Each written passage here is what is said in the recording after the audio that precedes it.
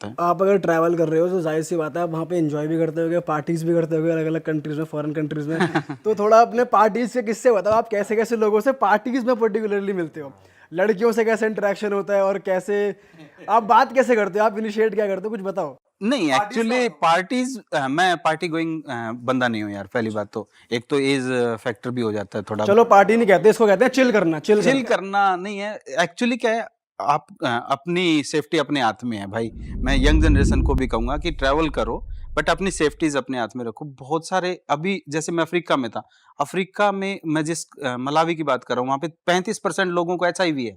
ठीक है, आप क्या कर सकते हो। एक रात में फंस गया यार, जैसे ना, मैं जाम्बिया इंटर किया, मलावी से जाम्बिया इंटर किया मैंने। ठीक है, तो जाम्बिया इंटर करके मैं कंट्री की कैपिटल तक पहुंचना था, पर मेरे को कुछ मिला नहीं। वहां नदी थी, नदी के पास में पुल था, बट टेम्परेचर वाज 44। ठीक है, इट्स वेरी हॉट। वहां पे लाइट भी नहीं थी। वहां पे मैंने एक गेस्ट हाउस ले लिया 100 रुपए में। ठीक है, तो लाइट भी नहीं थी, मतलब इवन बत्ती जलाने की लाइट नहीं थी, पंखा चलाने के लिए नहीं थी, ही नहीं, बिल्कुल, मतलब खंबे ही नहीं लगे अभी तक वहां पे। ठीक है, तो मैंने जैसे तैसे जो है, एक बाहर स्टूल पड़ा था, उस पे सोया पड़ा मैं। रात को आगे 3-4 लड़कियां आ गई, 5 लड़कियां आ गई, पैसे दो नहीं तो हम वो करेंगे, ये करेंगे, वो करेंगे। अब बंदा करे तो करे क्या। मैंने, भाई बहन, मेरे पैसे जो हैं अंदर पड़े हैं।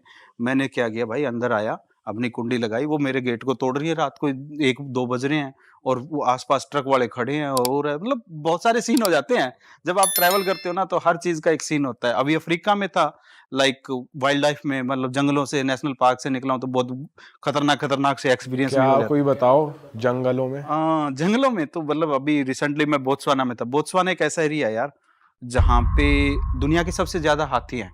हाँ। अकेले बोत्सवाना या वो जो एरिया है ना, डेल्टा का, वहां पे 1,30,000 हाथी है। अच्छा। ठीक है, और वो हाथी है ना, हमारे वाले हाथी से 1.5-2 फुट बड़े सर के हाथी है। अच्छा। तो एक रात क्या हुआ कि मैंने टारगेट रखा कि मैं आज 150 किलोमीटर ये नेशनल पार्क क्रॉस करके और वहां पहुंच जाऊंगा। बट सामने से हवा चलने लगी, और बार बार जो है, लोगों ने रोड पे मुझे हेल्प की कि आप है ना, आगे हाथी खड़े हैं, वो गाड़ी टर्न लेके आते, आप मेरे को हाथी से क्रॉस करवाते, क्योंकि वहाँ हाथी चलता है ना, झुंड में चलता है। और रोड के साइड में उनके लिए ना पानी का प्रबंध किया हुआ था, तो पानी पीने आते हैं दोपहर को। तो लोगों ने मुझे हेल्प करते करते मैं 100 किलोमीटर पहुंचा, 50 किलोमीटर अब आगे रह गया नेशनल पार्क। अब जाऊं तो जाऊं कहाँ। मेरे को रास्ते में जब मैं चला था, तो दिखा रहे थे कि 2 जो है कैंपिंग साइट है रास्ते में, पर वो कोविड के दौरान बंद होगी। अब मैं फंस गया। तो ट्रैफिक भी आधे घंटे घंटे में कोई आता है, और शाम के बाद तो वहां पे बंद हो जाता है वो। तो मेरे को एक टावर दिखा भाई, मैंने जाके देखा, वो रोड से भी सिर्फ 50-1 मीटर अंदर था। मैंने जाके देखा कि टावर के अंदर ना, एक जैसे अपना ये रूम है ना, उसके पाइपें लगा रखी, उन्होंने गाड़ी खड़ी करने के लिए एक केज बनाया हुआ, और कुछ था नहीं वहां पे। आदमी कई सालों से कोई आया ही नहीं होगा शायद। जो टावर था वो वर्किंग कंडीशन में था। तो मैंने अपना तंबू लगा लिया उस जो वो केज सा था ना, उसके अंदर। अब लगा तो लिया भाई, चांदनी रात थी, पूर्णिमा की रात थी उस दिन तो। और रात को यहाँ से हाथी जा रहे हैं, 50 हाथी जा रहे हैं, 40 हाथी जा रहे हैं, और मेरी हालत हो रही है भाई साहब, यूं अंदर से, उधर से शेर वेर की आवाज आ रही है। मतलब लिटरली वो मेरे चैनल पे पड़ा होगा वीडियो, आप भी देखोगे ना, तो आपको लगेगा कि यार माय गॉड, ओ भाई साहब, मतलब हार्ट बीट तो बढ़ जाती है आवाज सुन सुन के। सवेरे जैसे तैसे सवेर तो होगी, सवेर देखा तो साला उन हाथियों ने लीद भी पड़ोस में कर रखी है अरे तेरी। तो भाई साहब, मतलब पूरी, अच्छा चांदनी रात ना होती तो आदमी देखता नहीं है भाई, दूर से जा रहा है, कोई आ रही होगी आवाज, वो साले पास से जा रहे हैं तो दिख भी रहे हैं, पूरा झुंड का झुंड। भाई वैसे बहुत मुश्किल है ऐसे टाइम पे सोना, तो बहुत ही मुश्किल। तो दिख रही है भाई, सो कौन रहा है, वो हार्ट बीट की यूं बढ़ जाती थी। कि बस कोई वो ना छेड़ दे मेरा टेंट। तो हो जाता है। पर ये है ना कि वो एक्सपीरियंस एक अलग ही एक्सपीरियंस था भाई। ऐसा ही मेरे साथ एक बार मैं जापान में था तब हुआ। जापान में क्या हुआ, एक पहाड़ को जब माउंट फ्यूजी की तरफ जाते हो, तो माउंट फ्यूजी के चारों तरफ ना 5 लेक है। तो उस लेक के पास जाते हो तो आपको एक पहाड़ क्रॉस करके जाना पड़ता है। तो जो मैं पहाड़ पे चढ़ रहा था ना, तो 18% का एलिवेशन था। हमारी जो रोड बने होते हैं जिसपे पुल होता है ना, वो नॉर्मली 6% का एलिवेशन होता है, वो 18% का एलिवेशन था। तो मैं यूं सांस फूल रहे मेरे में, हालत खराब हो रही, और 1 किलोमीटर के करीब का एलिवेशन था वो। तो मैं लगभग 800 मीटर जा चुका, पीछे से एक भालू निकल आया। और भाई साहब, मेरे उस पे साइकिल पे वो ब्रेड सी बंधी हुई थी पीछे, मैंने वो ब्रेड फेंकी और यूं, और भागा मैं। वो जो 200 मीटर थे ना, कहाँ उस 200 मीटर में मुझे 1 घंटा लगना था, मैं एक सांस में 200 किलोमीटर निकल अरे गया। अरे भाई भाई ये तो भालू ने करवा दिया आपसे काम।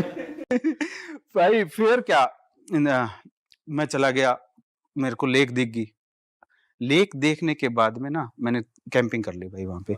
यहाँ पे पगडंडी है, इधर लेक है और मैंने यहाँ पे अपना तंबू लगा लिया। तंबू लगाया और जब मैं नेक्स्ट डे अंधेरा हो चुका था, 9 बज गए थे, रात को लेट हो गया उसी वजह से। तो सुबह जब उठा ना और मैंने यूँ ज़िप खोली ना भाई साहब अपने टेंट की, तो सामने माउंट फ्यूज़ी यूँ, उसका रिफ्लेक्शन लेक में और वो सफ़ेद वाली बतखें यूँ जा रही हैं।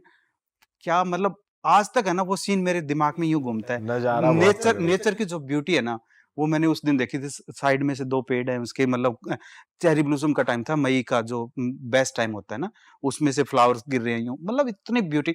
मैंने 3 दिन तक कैंप लगा के मैं उसी जगह पे बैठा रहा, 7-11 से खाने का ले आता और वहाँ आके बैठ जाता। हाँ। तो कुदरत का नज़ारा भी बहुत कुछ देखने को मिलता है यार। जैसे आप साइकिल पर ट्रैवल करते हो तो साथ साथ आपने कोई दोस्त भी बनाया जो साथ में आपके ट्रैवल करते हो, आपकी इतनी बढ़िया दोस्ती आ रही हो गई हो कि हाँ चल। एक्चुअली क्या होता है भाई, ग्रुप्स तो बनते रहते हैं, बीच-बीच में कोई 2 कंट्री के लिए आ गया, कोई 1 के लिए आ गया, तो वो चले जाते हैं। दोस्त अच्छे हैं और आज भी मतलब मैं ट्रैवलिंग के दौरान बहुत सारे रिलेशंस बने हैं, बहुत अच्छे फैमिली, मैं कहता हूँ माता जैसा प्यार मिला है, भाइयों जैसा वो मिला है, गाइड मिले हैं बहुत अच्छे लोग। तो वो रिलेशन मैं आज भी मेंटेन कर रहा हूँ और आज सबसे मेरी बात होती है। मेरे जो कॉन्टैक्ट लिस्ट में 10,000 से ऊपर नंबर हैं। अच्छा। अरे वाह सर, मुझे ऐसी कोई कंट्री बताओ आपकी 92 कंट्रीज में से जहाँ पे एक बार तो इंसान को जाना ही जाना चाहिए, जो फर्स्ट बेस्ट कंट्री अगर मैं कहूँ तो पहला नाम क्या आता है आपके माइंड में? जापान कहूँगा मैं एक बार जापान। जरूर। जापान का, वहाँ से आपको सीखने को कुछ मिलेगा। आपने क्या सीखा वहाँ से? सबसे अच्छी चीज़ जापानीज़ की क्या है कि वो ईमानदारी है। आप ये जो चीज़ है ना, ये फ़ोन यहाँ छोड़ के चले जाओ, 5 दिन के बाद में आके यहीं से उठा लेना, कोई टच नहीं करेगा इसको। अगर टच भी करेगा तो यहाँ से पुलिस वाला आपको उठा के ले जाके अपने चौकी में रख लेगा। और मेरे साथ एक्सपीरियंस हुआ है सर, मैं प्रॉपर एक्सपीरियंस बताता हूँ। मेरा कैमरा रह गया था जापान में, नागासाकी, जहाँ पे वो एक स्टैच्यू है। मेरा डीएसएलआर था, मैंने छोड़ के ना और मैं म्यूज़ियम देखने चला गया। 3 घंटे बाद याद आया कि यार फ़ोन तो वो कैमरा तो वहाँ रह गया। तो वहाँ एक बुज़ुर्ग थे, वो यूँ उठा रहे थे सिगरेट के, वो वॉलंटरी काम करते हैं। तो एक बात और बता दूँ, जापान में 60,000 से ज़्यादा लोग जो हैं 100 साल की उम्र के हैं। हमारे यहाँ 100 साल की उम्र के लोग दिखने को नहीं मिलते अब। तो वो उठा रहे थे, मैंने कहा कि कैमरा, कैमरा। जापानीज़ को इंग्लिश नहीं आती, लैंग्वेज बैरियर बहुत बड़ा रहता है। तो ओह! कैमरा, सोनी, हाँ। तो वो जो मतलब जैसे आप अपने ताजमहल पे फ़ोटोग्राफ़र नहीं होते, जो वही 50 के 10, 50 के 10 वाले, तो वो फ़ोटोग्राफ़र को बुला के लाया। वो फ़ोटोग्राफ़र आया कि हाँ, आपका कैमरा था? हाँ, था। बोले पुलिस वालों को पहुँचा दिया हमने, यहाँ पे साथ में चौकी है 1 किलोमीटर। मैं यार मैं तो जानता नहीं हूँ। Okay, let's come with me. वो मेरे आगे-आगे गया, मैं गया, जाके देखा, मैंने कैमरा लिया। कैमरा लिया तो उन्होंने ना अलमीरा में यूँ पैक कर रखा जैसे कोरियर भेजना हो मेरे घर पे। और वो पैक करा हुआ और मैंने उनको कहा, उन्होंने साइन करवाए, पासपोर्ट लिया और दे दिया। ठीक है? तो इतनी अरे ईमानदारी है। बढ़िया बात है वहाँ के लोग रियली कि भाई 5वीं क्लास तक यार वो बच्चों को वो नहीं करते, क्या कहते हैं, किताबें नहीं उठवाते, बस सिर्फ यही चीजें सिखाते हैं, खाना पीना, रहना, लाइफस्टाइल। और नेचर बड़ा प्यारा है उनका, मतलब कुदरत ने जो दिया ना। देखो भूकंप बहुत आते हैं, इसके बावजूद एक और स्टोरी है, स्टोरियां बहुत सुनाओ निकलेंगी सुनाओ। यार। तो मैं ना लास्ट डे था, मेरे को वहां से साउथ कोरिया जाना था, तो मेरी फ्लाइट थी वहां से। तो मैं सुबह किसी भाई के घर पे बैठा, जैसे ये पानी का कप है ना, एकदम भूकंप आया, फड़ फड़ फड़ फड़ फड़, वो शीशे सासे सब गिर गए। मैं भागा बाहर की तरफ, मतलब मैं अकेला ही बाहर खड़ा था, कोई जापानीज बाहर निकला ही नहीं इतने बड़े भूकंप के बाद में। उसके बाद में उन्होंने रेलवे स्टेशन बंद कर दिया, एयरपोर्ट बंद कर दिया भूकंप आने के बाद में। पर एक भी जापानीज बाहर नहीं था घर से, कि उसको इतना खतरा लगा ही नहीं, क्योंकि उनको अपने आप पे कॉन्फिडेंस है कि 8-9 तक का भी अगर भूकंप आ गया तो उनके मकान नहीं गिरेंगे। अरे वाह, आपने ये वीडियो यहाँ तक देख ली भाई, तुमने हमारी मेहनत सफल कर दिया, तुम ही लोग हो असली रियल हिट। और अगर आपको बहुत मजा आ रहा है ऐसी क्लिप्स में, ऐसी वीडियोस में, तो फटाफट जाइए प्लेलिस्ट पे बिंज वॉच कीजिए, सारी वीडियोस देख डालो और मौज काटो। दैट इज इट, हम मिलेंगे नए पॉडकास्ट में, नए क्लिप में। Till then bye bye, see you, take care, do subscribe.